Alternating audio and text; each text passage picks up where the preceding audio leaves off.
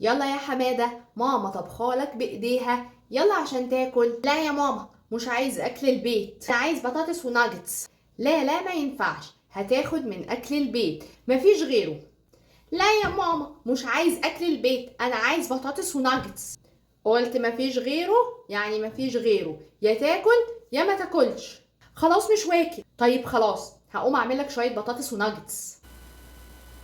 ابني دماغه ناشفة ورافض ياكل أكل البيت، ودايما بيحصل السيناريو الرخم اللي في الآخر بينتهي لصالح الأكل الغير صحي. لازم أعرف إن المشكلة بدأت من عندي أنا، وحلها هيكون برضو من عندي أنا. المشكلة بدأت من وقت حملي في ابني، وقت ما كان المفروض أهتم بغذائي أنا، وبعدها لما كان المفروض يدخله الغذاء التكميلي من 6 شهور وأعرض عليه الخضروات والفواكه المسلوقة.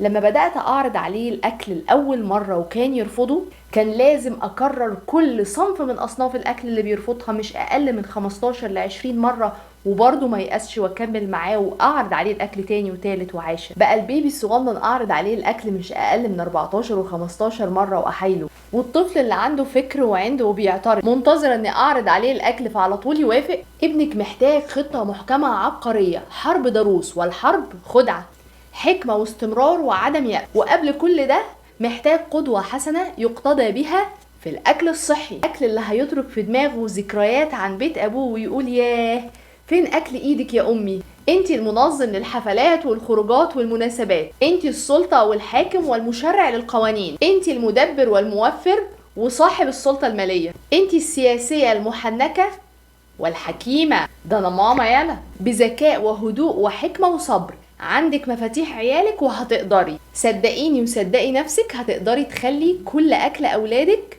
غذاء بذكاء.